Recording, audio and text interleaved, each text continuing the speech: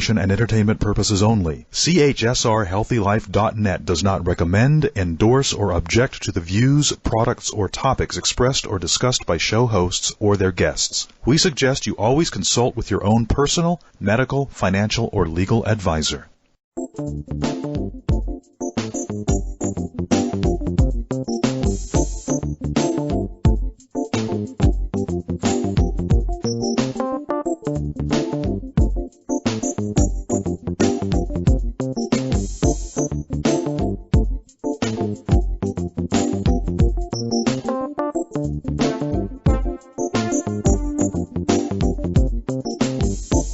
Welcome to Centerpoint. I'm your host, Dr. Ron Anbar. In this show, we discuss ways that we can journey to our own centers. This can help us access our inner resources to improve our physical abilities and health, our mental strength, our emotional well-being, and our spirituality. Today, I'm happy to welcome a very special guest.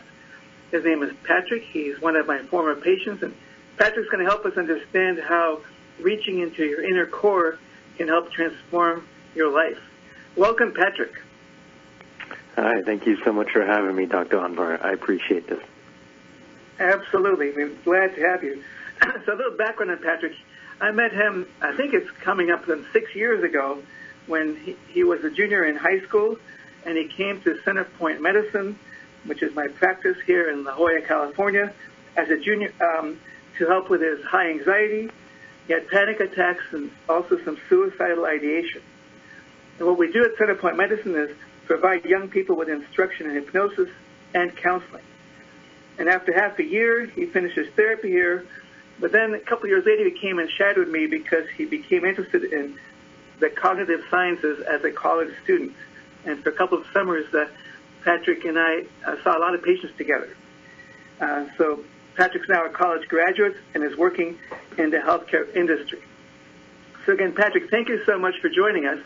And I was hoping to start off, if you could tell us a little bit about how you felt when you first came here and your first impressions when we told you about how hypnosis and counseling can help you.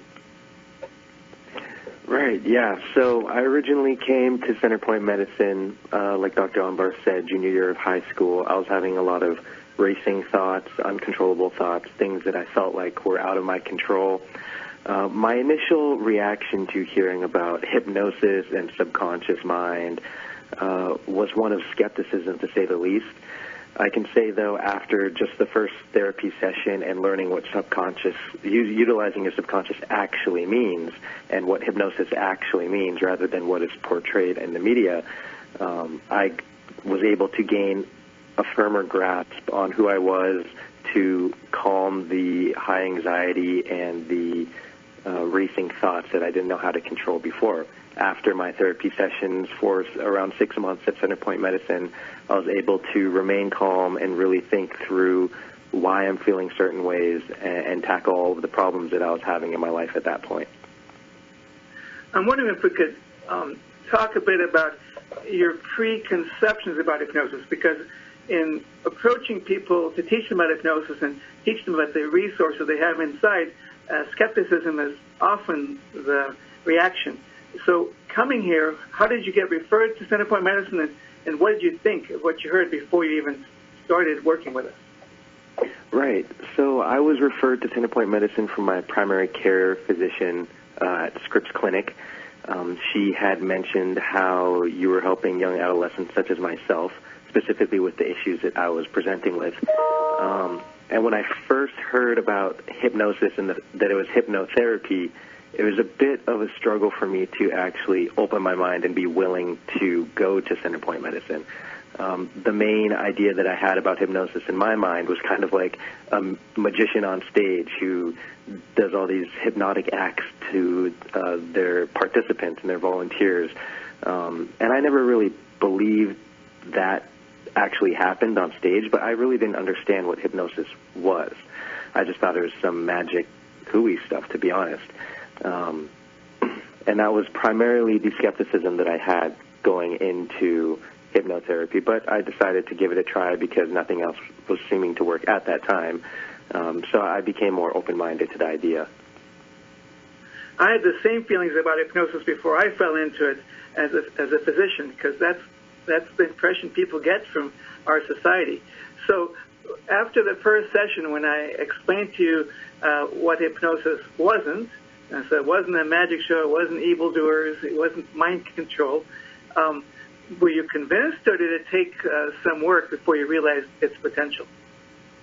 It definitely took some work before I realized the potential, but after that first session, when you told me about what hypnosis is not, it definitely opened my mind to the possibility of what hypnosis could be. When did you come to realize that this could transform your life? Like, at what stage of our work together?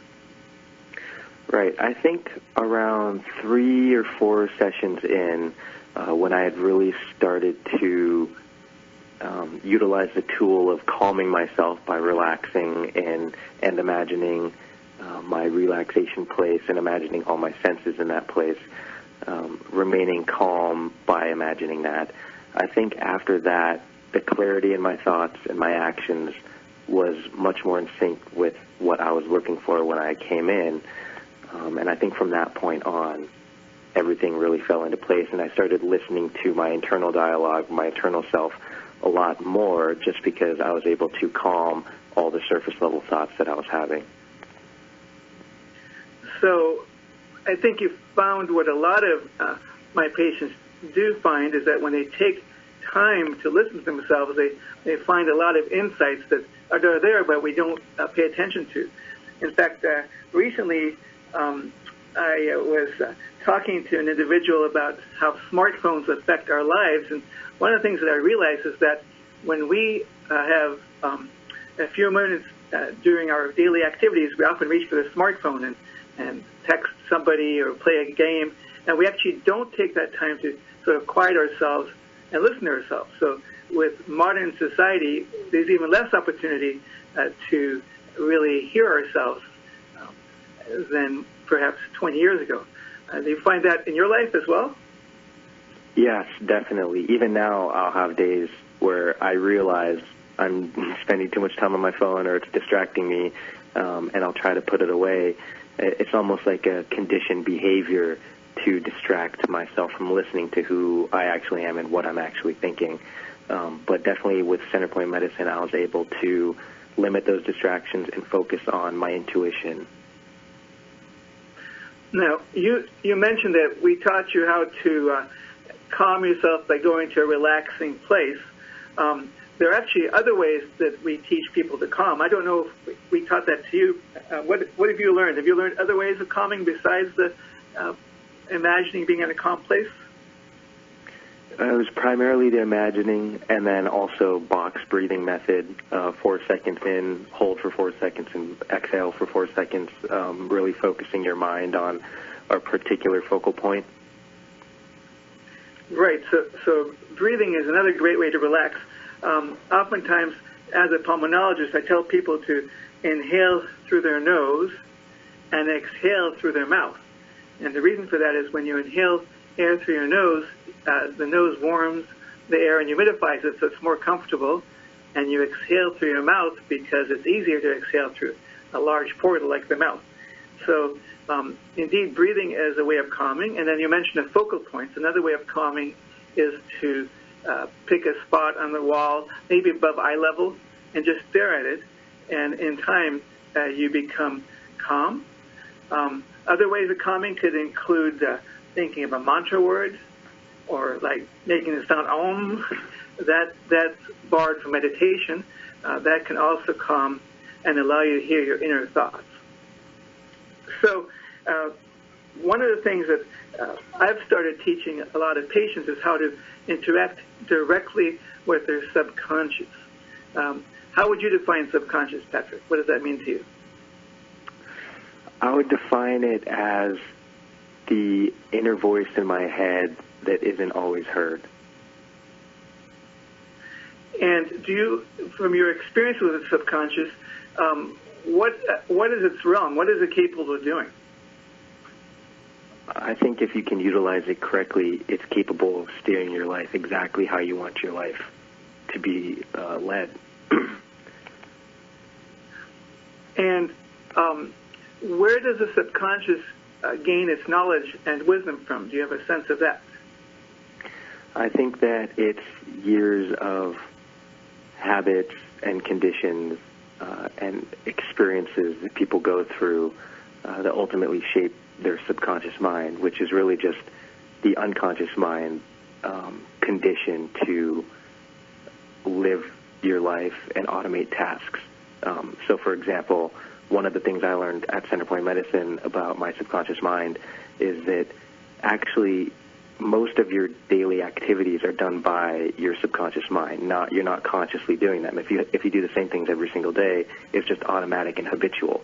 And my state of mind in being high anxiety and panic and suicidal ideation became conditioned ways of being. So every day I would expect to feel that way, and my subconscious mind was driving me to feel that way. When in reality, I knew that that's not actually how I had to feel. So definitely being able to be in touch with that bit that's driving your life can help you alter it and lead you out of whatever you're going through.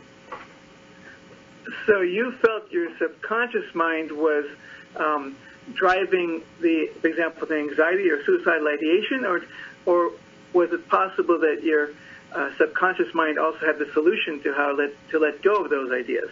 How do you think about it?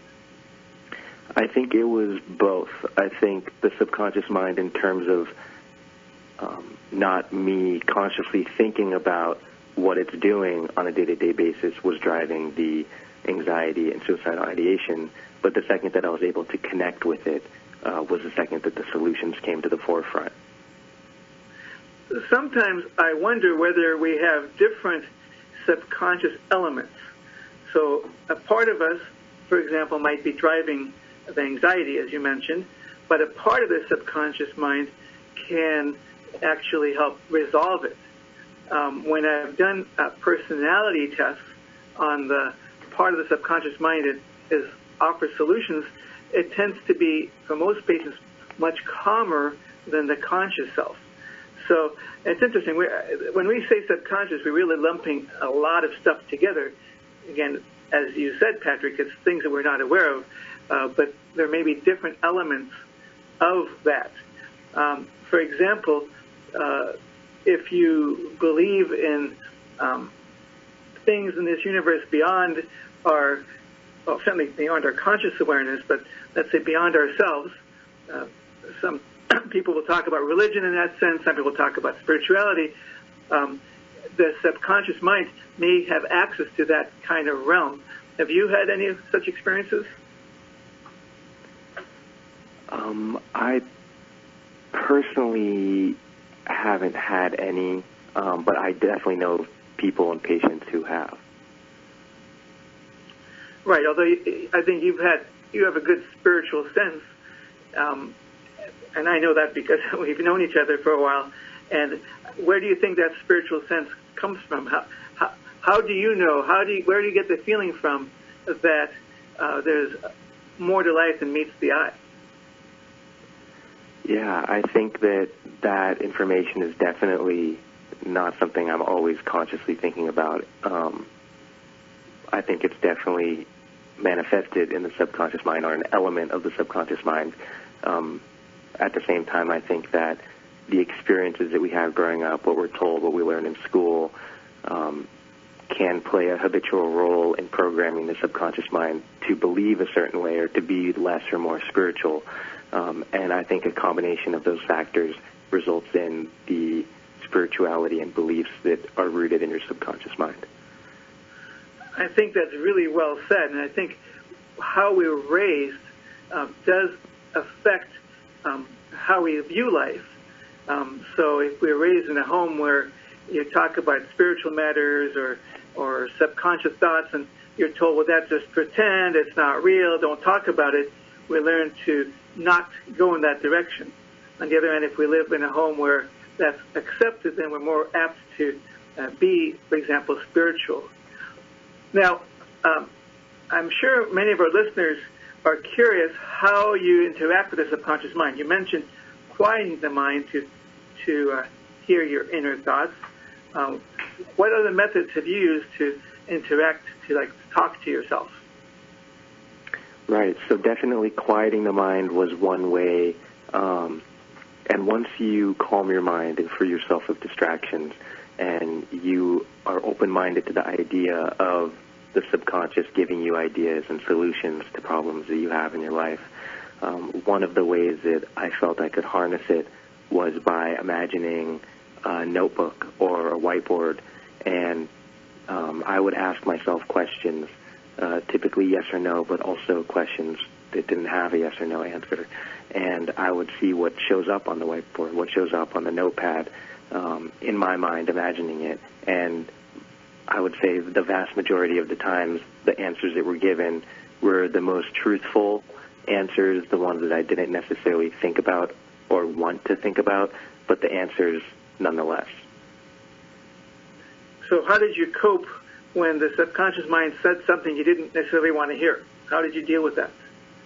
Right. My initial reaction, I was I was taken aback by them simply because I've known that I had those thoughts before, but I never thought that that would be the solution. So initially I was very much like, what the heck? There's no way this can actually help this problem that I'm thinking of. But as I was going through the sessions and trying it more, I was more open-minded to trying the solutions presented by my subconscious mind. And actually, those are the solutions that ultimately worked, solve a lot of my problems. And I continue to use that that method to this day. That's wonderful. Now, what was the most surprising thing that happened to you during your hypnosis work, either with your subconscious or in general? Right.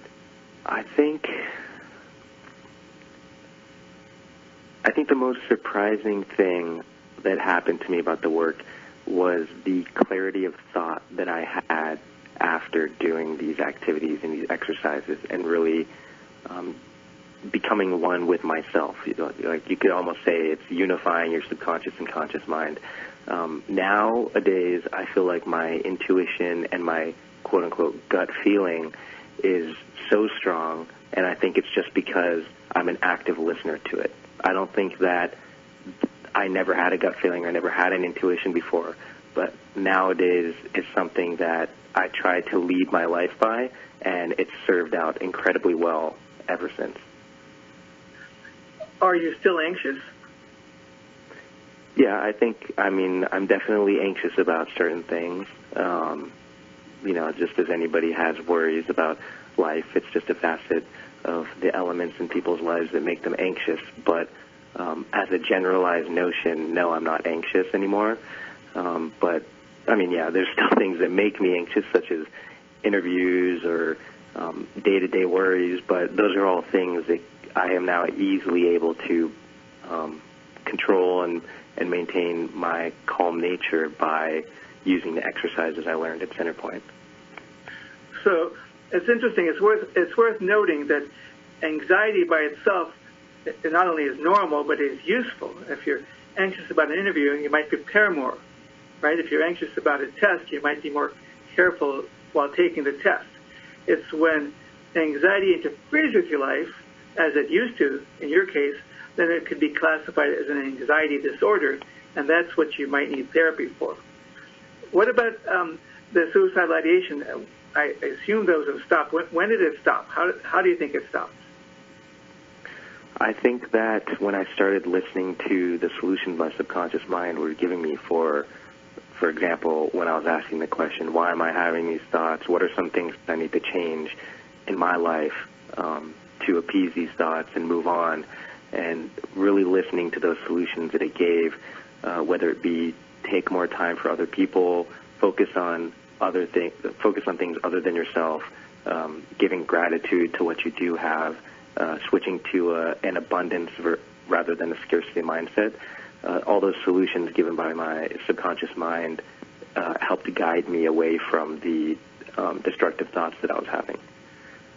So how did you feel as a teenager? You're past the teens now, but learning that solutions are within you, how did that feel? How did it make you change how you thought about yourself? It definitely made me prioritize my own beliefs and my own thoughts, but it also made me more open-minded to the ideas that other people had, simply because I had never known that the ideas that were allowing me to solve problems were in me the entire time. So it's definitely just made me more of an open-minded person, and in terms of feeling and intuition, I think that I've been in touch with myself way closer ever since. So as a teenager, being able to do that, I assume it empowers you, that it makes you feel better about yourself. Correct. Very, very empowering. So, Patrick, I really want to thank you so much for sharing some of your story with you. And when we come back from the break, I'm hoping you'll stay a few more moments with us, and I'd like to discuss with you what you think other people should know about hypnosis and your thoughts about how hypnosis can help in general and how we can get the message out, because that's the mission of this show and of Centerpoint Medicine's getting the message out about hypnosis. So thank you so much for joining us. This is Centerpoint with Dr. Ron Unbar.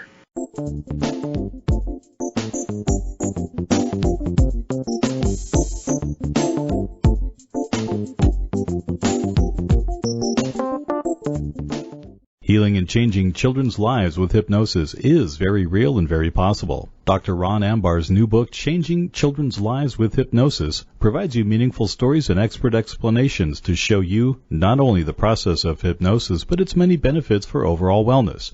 Whether a parent, practitioner, or medical doctor, this book opens the way to complete connection, so necessary for healing.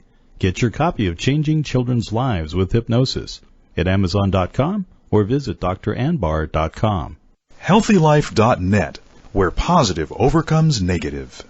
Dr. Ron Ambar and his dedicated team of healthcare providers offer unique health services to help patients overcome psychological roadblocks or use the power of their minds to improve their overall health and well-being. At Centerpoint Medicine with services in La Jolla, California and Syracuse, New York, this caring staff are waiting just to help you. Find out more at centerpointmedicine.com. Can't wait? Make your appointment now. Call 858-201-4001. That's 858-201-4001. Audiobooks gives you instant access to over 50,000 of the best sellers and hottest book titles in romance, mystery, fiction, and many other genres. Just visit HealthyLife.net's advertiser page and click on Audiobooks to get started. Every year since opening Centerpoint Medicine, Dr. Ron Ambar has been overwhelmed with demand for his services, so much so that he has established a first-of-its-kind franchise opportunity. As a franchise owner of the leading pediatric hypnosis counseling center in the U.S., you'll be at the forefront of an exciting sector of healthcare as you increase your revenue. With low overhead and full support, it's your time to take advantage of this franchise opportunity. Just call 858-997-3196. That's 858-997-3196. HealthyLife.net, where positive overcomes negative. If you are a medical or licensed healthcare professional or just anyone looking for a qualified hypnosis practitioner, then go on over to ASCH.net. That's the American Society of Clinical Hypnosis. At ASCH.net, you can get certified, attend workshops, and even find a hypnosis practitioner or consultant. ASCH provides an opportunity to learn and interact with colleagues. So whether you're a professional wanting to learn hypnosis or a patient wanting help with a problem, visit ASCH.net now. More exhilarating talk. HealthyLife.net.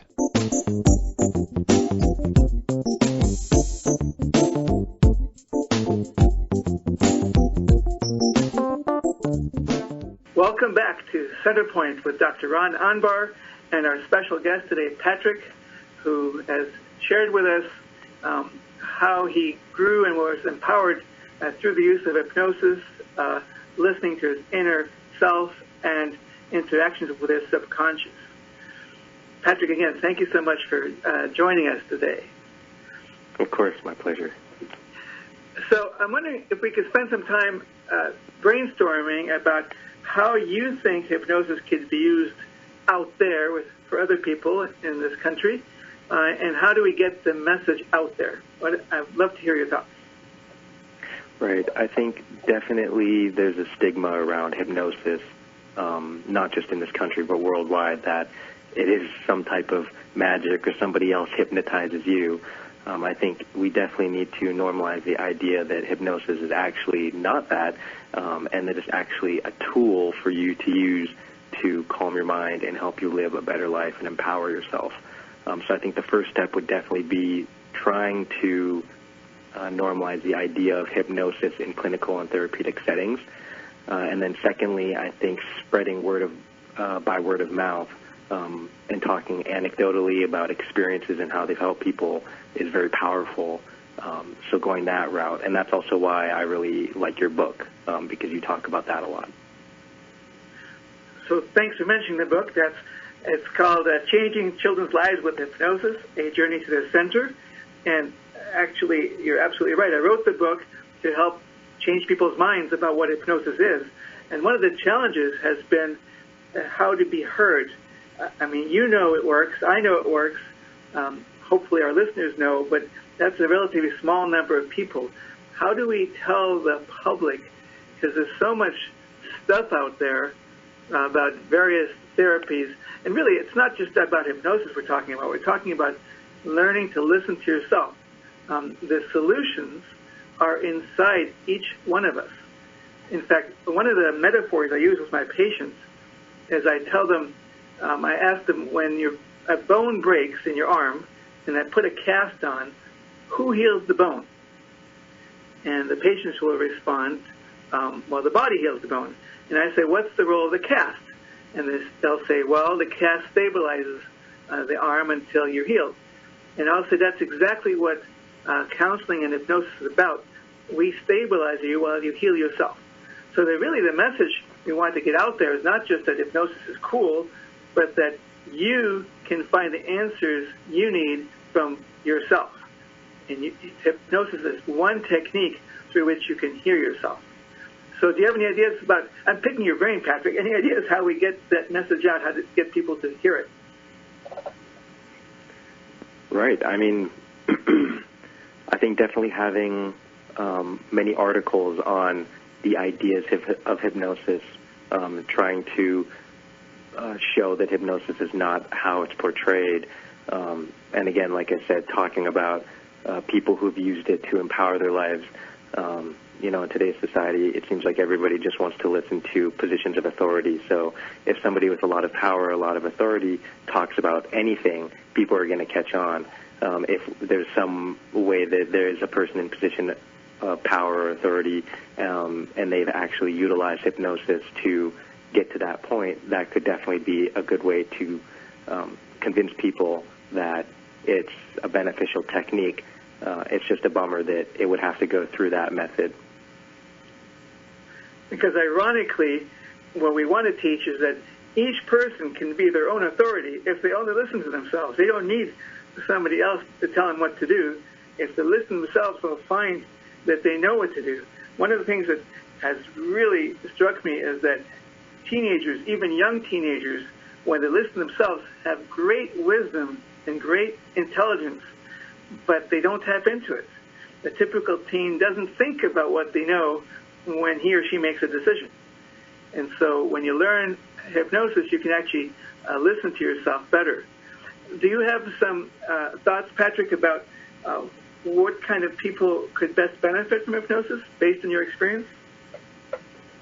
I think that really anybody could benefit from hypnosis. I think there's a utilization, there's a use case for every single person, even people who have quote-unquote happy lives and don't think that there's any issues or whatnot. It can just be used to further empower your life, find greater meaning and depth in who you are, which ultimately is what being a human is about, is the emotional integrity with which we live our lives, and hypnosis can connect you with that regardless of what stage or where you are in your life. So I completely agree with you. And years ago I thought, well, this is a skill that should be learned by everyone. And I used to work with bar mitzvah students, students studying to become bar mitzvah in the Jewish faith. And I said, well, let me offer some of them an opportunity to learn about hypnosis so they can have access to this wonderful resource, their inner self. So I started teaching them, and to my disappointment, none of them really took it on. None of them really believed it or used it. And I learned from that experience that unless people have, at least children, have a perceived need, they don't want to make the effort to learn about how to listen to themselves. And sometimes I wonder if people don't want to hear themselves because maybe they'll be told they're doing something, they should be doing something differently. They don't want to really hear that message. Like you said, when your subconscious spoke to you initially, you were sort of surprised and maybe a little bit resistant because you said that can't work. And so maybe people don't want to hear that, especially if life is going well. So that's still something to think about surmounting. So while I agree with you that everybody should learn, I think it might take a culture change for hypnosis to become part of the curriculum, or listening to yourself becomes part of children's education. And maybe like in schools, rather than just saying write an essay about this book, an assignment might be, okay, quiet your mind and write down what you were told. And what does that mean? Perhaps we could teach that way, but I think we're far from that kind of society, unless you have another brilliant idea.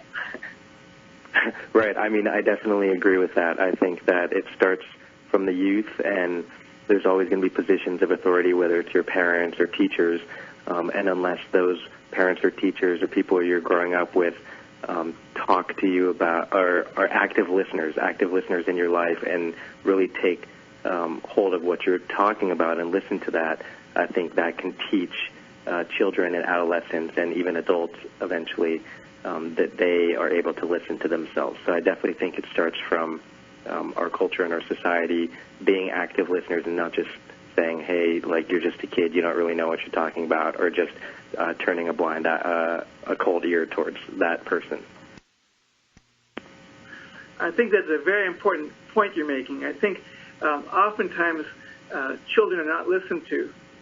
They're told, be quiet, we'll tell you what to think, or you don't know what you're talking about. And that, unfortunately, is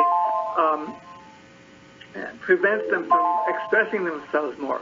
And therefore, I think one of the things that I teach my patients and their families is to listen respectfully to each other, children to their parents and parents to their children.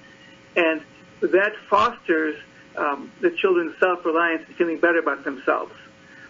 Patrick, thank you so much for joining us today. I'm sure all the listeners are so happy to have learned from you. And this is Centerpoint with Dr. Ron Anbar. We'll be right back after these messages.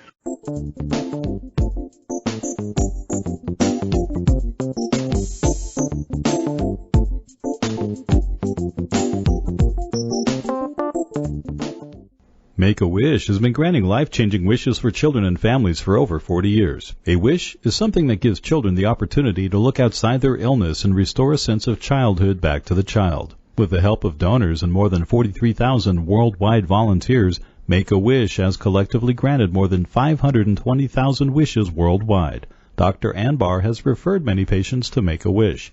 To make a donation, go to worldwish.org. That's worldwish.org. HealthyLife.net, the positive radio network. Healing and changing children's lives with hypnosis is very real and very possible. Dr. Ron Ambar's new book, Changing Children's Lives with Hypnosis, provides you meaningful stories and expert explanations to show you not only the process of hypnosis, but its many benefits for overall wellness. Whether a parent, practitioner, or medical doctor, this book opens the way to complete connection, so necessary for healing. Get your copy of Changing Children's Lives with Hypnosis at Amazon.com or visit dranbar.com. Reach your health and fitness goals. Whether you want to lose weight, learn to dance, build muscle, or just live healthy, Beachbody gives you unlimited access to the nation's most popular fitness and weight loss solutions. Visit our advertiser page and click on Beachbody now. Dr. Ron Ambar and his dedicated team of healthcare providers offer unique health services to help patients overcome psychological roadblocks or use the power of their minds to improve their overall health and well-being. At Centerpoint Medicine with services in La Jolla, California and Syracuse, New York, this caring staff are waiting just to help you. Find out more at centerpointmedicine.com. Can't wait? Make your appointment now. Call 858-201-4001. That's 858-201-4001. HealthyLife.net, where positive overcomes negative. Every year since opening Centerpoint Medicine, Dr. Ron Ambar has been overwhelmed with demand for his services, so much so that he has established a first-of-its-kind franchise opportunity. As a franchise owner of the leading pediatric hypnosis counseling center in the U.S., you'll be at the forefront of an exciting sector of healthcare as you increase your revenue. With low overhead and full support, it's your time to take advantage of this franchise opportunity. Just call 858-997-3196. That's 858-997-3196. All positive talk with a mature edge. HealthyLife.net.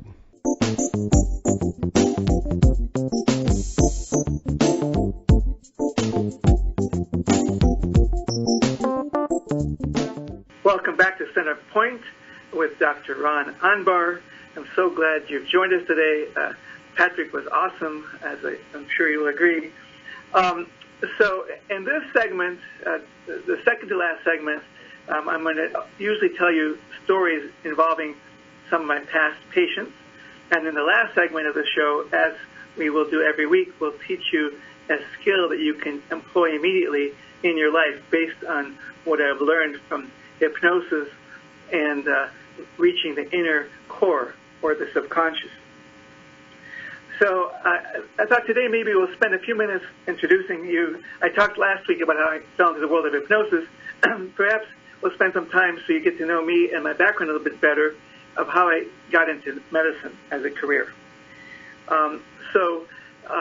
When I was in high school, I had a friend who, from my perspective, died suddenly from a disease called cystic fibrosis.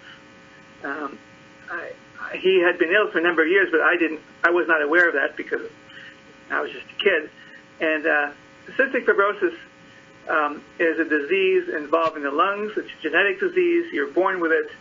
And back in the 70s, when I first encountered it, it caused a lot of lung infections and basically chewed up the lungs. So the average person with cystic fibrosis lived to their late teen years in those days.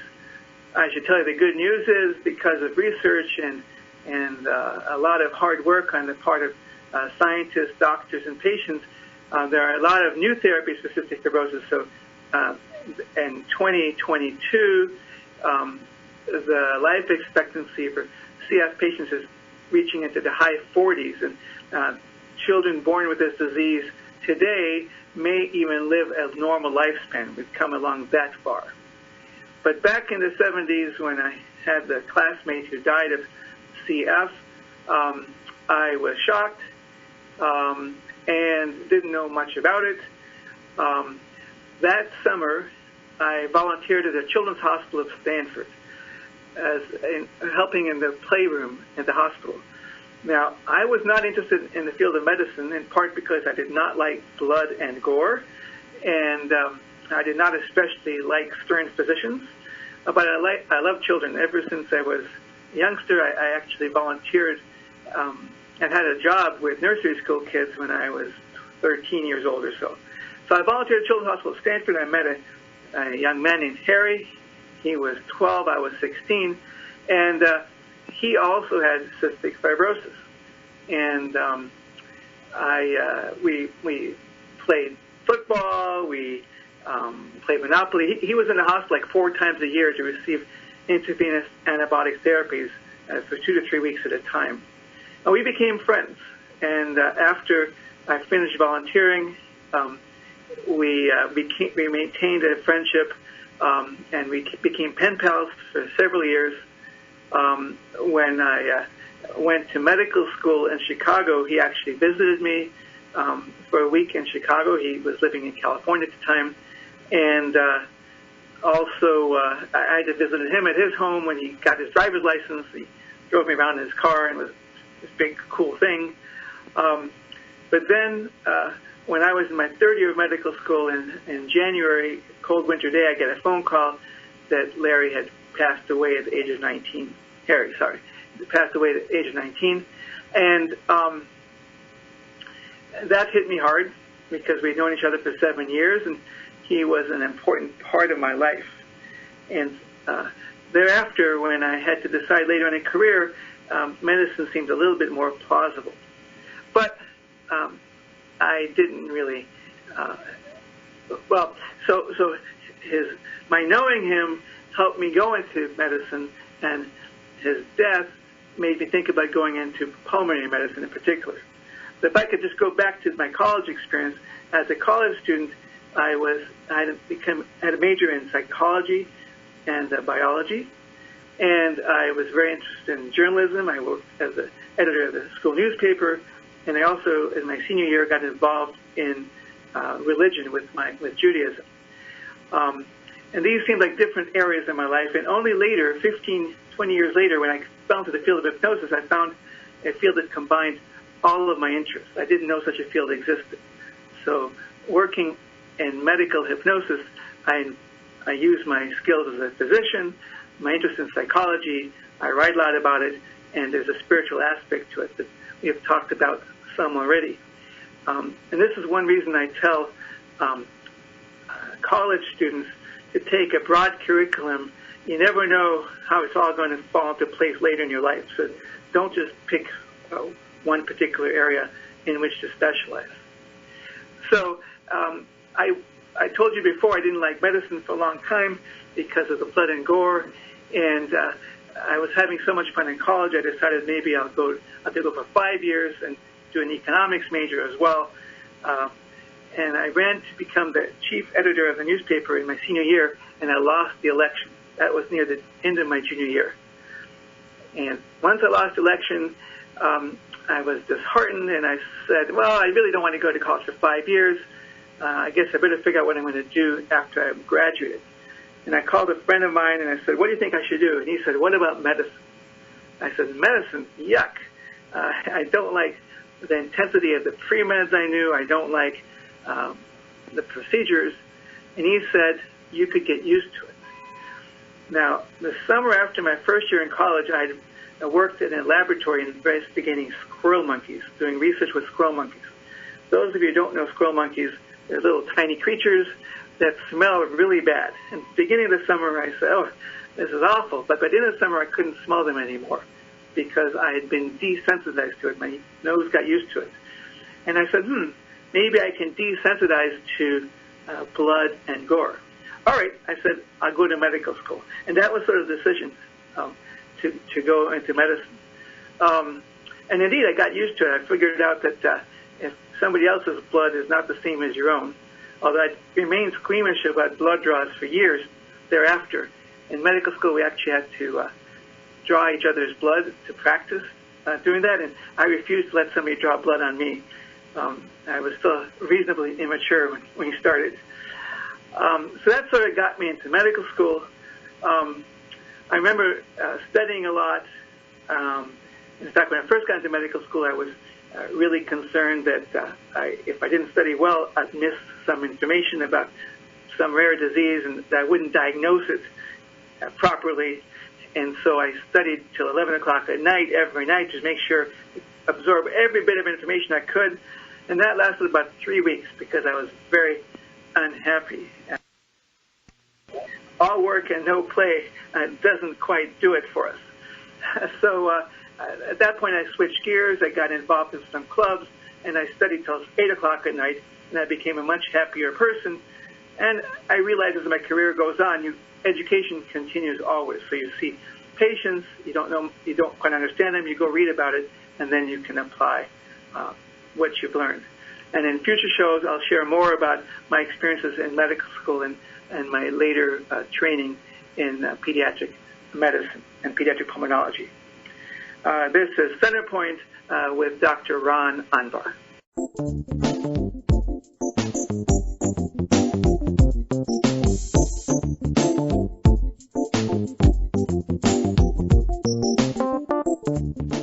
More than 30,000 children and adults of every race and ethnic group in the U.S. have cystic fibrosis. Cystic fibrosis is a disease causing long-lasting lung infections, limiting the ability to breathe over time. Dr. Anbar participated in research that helped advance survival of cystic fibrosis patients by more than 20 years. He encourages you to donate to the Cystic Fibrosis Foundation to help find a cure. It's easy to donate. Go to cff.org. That's cff.org.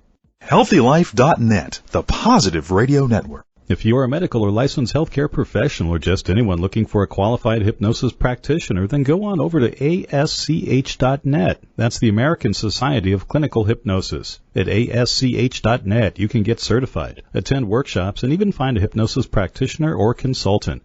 ASCH provides an opportunity to learn and interact with colleagues. So whether you're a professional wanting to learn hypnosis or a patient wanting help with a problem, visit ASCH.net now. Constant Contact and your small business make a perfect fit for marketing. They give you what you need to succeed. Fast and easy email marketing at your fingertips. Visit the HealthyLife.net advertiser page and click on Constant Contact to start your marketing. Healing and changing children's lives with hypnosis is very real and very possible. Dr. Ron Ambar's new book, Changing Children's Lives with Hypnosis, provides you meaningful stories and expert explanations to show you not only the process of hypnosis, but its many benefits for overall wellness. Whether a parent, practitioner, or medical doctor, this book opens the way to complete connection, so necessary for healing. Get your copy of Changing Children's Lives with Hypnosis at Amazon.com or visit dranbar.com. HealthyLife.net, where positive overcomes negative. Dr. Ron Ambar and his dedicated team of healthcare providers offer unique health services to help patients overcome psychological roadblocks or use the power of their minds to improve their overall health and well-being. At Centerpoint Medicine with services in La Jolla, California and Syracuse, New York, this caring staff are waiting just to help you. Find out more at centerpointmedicine.com. Can't wait? Make your appointment now. Call 858-201-4001. That's 858-201-4001. Radio your way. HealthyLife.net.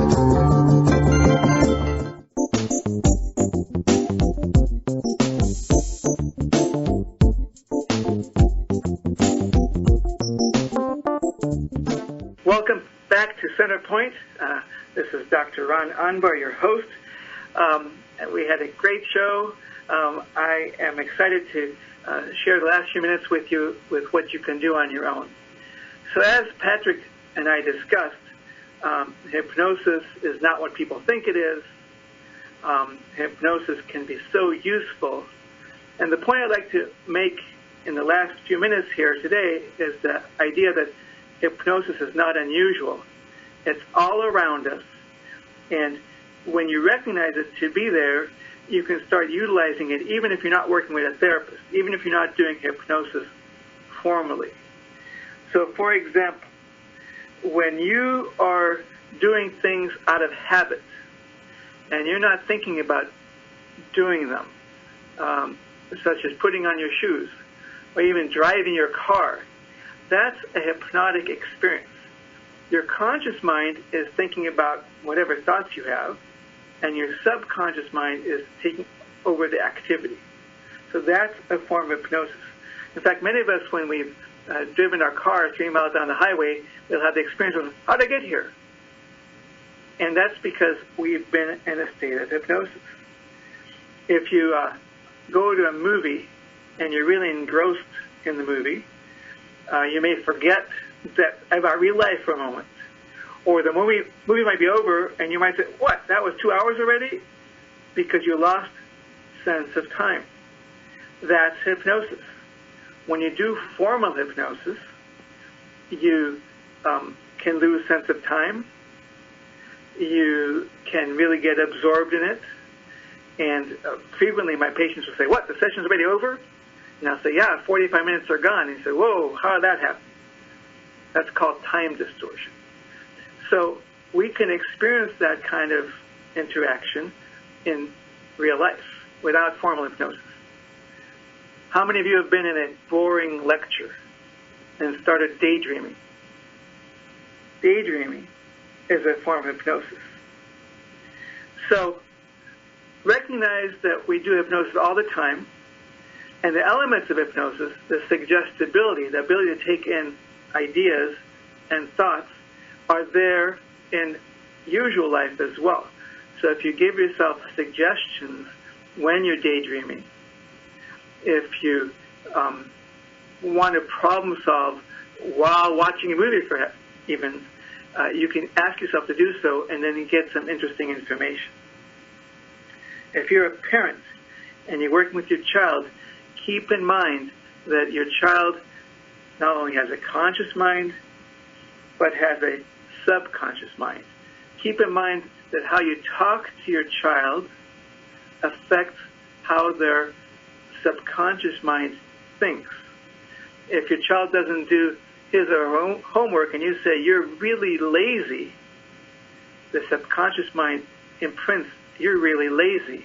And that becomes the child's unconscious script.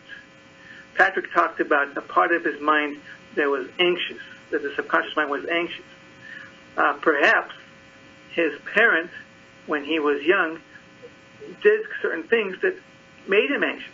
For example, if a parent is anxious and the child falls down, 2-year-old, let's say, falls down, the anxious parent might rush over to the child and say, you okay, okay, let's clean you up, make sure you're okay. That parent is teaching the child that maybe when I fall down, I need to be worried. Something could go wrong. Compare that or contrast that with a parent, and the child falls down, and the parent says, get up, keep running, you're fine. The child learns, oh, falling down is not a big deal. So sometimes when we raise our children through wanting to be the best parents possible, we teach them to be anxious. I remember one girl that came to see me because she was too anxious to leave her mom alone. She had separation anxiety, and she would always stay inside the house. And we worked through that. I taught her hypnosis. I taught her to calm herself, and she's able to leave the house. She was able to have a good time outside of the house without mom around. Super. Then she came in one day with her mom, and the mother told me that she became very angry with the child for going outside without permission. And the mother said to the child, in my presence, how dare you do that? You could go outside and be kidnapped, and I wouldn't know it. Is it any wonder why this child became anxious? So as parents, we need to be careful what we teach our children, how we talk to them, because we should be aware not only do we have the conscious mind, but the unconscious mind. The other thing that we can do as parents is to listen to our children. Patrick talked about that as well. Listening to our children is key. It teaches us first how they think. Secondly, we show them we respect them, so they learn to respect themselves. We talked earlier about people who want authority figures to tell them what to do. And parents teach that too. You will listen to what I say. I know best. I'm your parent. And yet, if we say to the child instead, what do you think? And the child gives an answer that's reasonable, the parent can say, that's a great idea. You came up with that by yourself. That's excellent.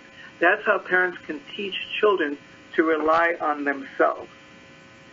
And when it comes to health, the same thing is true. So a child is complaining of headaches or of stomach aches, rather than rushing them off to the doctor, or rather than rushing to the medicine cabinet to give them a pill or some liquid concoction, a parent might say, well, I wonder what your mind can do to help you. I wonder what will happen if you just calm yourself by going to your relaxing place. I wonder what will happen if you imagine the area of your body that's hurting to be a particular color, and then in your mind's eye change it to a different color. So if your stomach is hurting, maybe you might imagine it being red, and then realize that once your stomach feels better, it'll be blue, and let the child pick the colors, by the way. And then tell the child, in your mind's eye, change the color of your stomach ache from red to blue, and notice how you feel. Don't say, and your pain will be all gone, because you don't know how the child will feel, but leave open the possibility that they will improve. And by so doing, you are teaching your child, number one, to be empowered, to help themselves. Number two, you're teaching your child the power of the mind. You're teaching your child to be self-reliant. These are all excellent skills that you can teach your children based on your understanding of how the conscious mind works in concert with the inner resources, with the subconscious mind. All of these things I've described to you, I learned, or most of these things I described to you, I've learned as a result of my work with hypnosis and seeing how much the inner resources people have can transform their lives dramatically. So I encourage you to join in this journey, learn how to help yourself, learn how to help your children, and then pass the word along to your neighbors, to your friends, to spread the word so that someday perhaps this whole world will know, hey, we can help ourselves. This is Centerpoint with Dr. Ron Anbar. Thank you so much for joining us.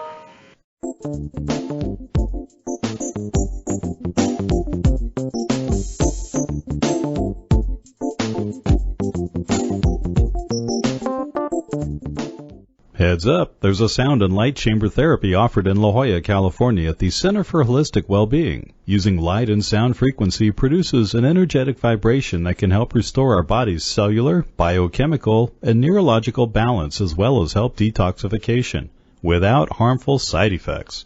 For more info, visit centerforholisticwellbeing.com.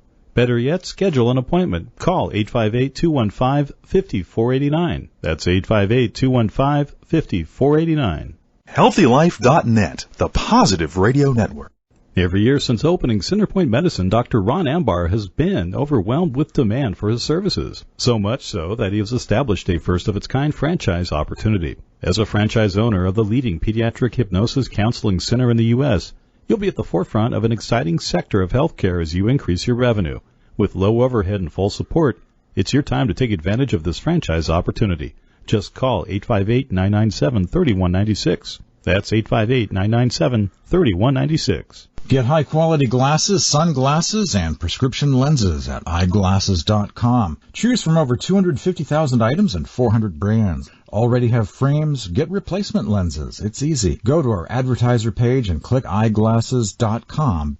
If you are a medical or licensed healthcare professional or just anyone looking for a qualified hypnosis practitioner, then go on over to ASCH.net. That's the American Society of Clinical Hypnosis. At ASCH.net, you can get certified, attend workshops, and even find a hypnosis practitioner or consultant.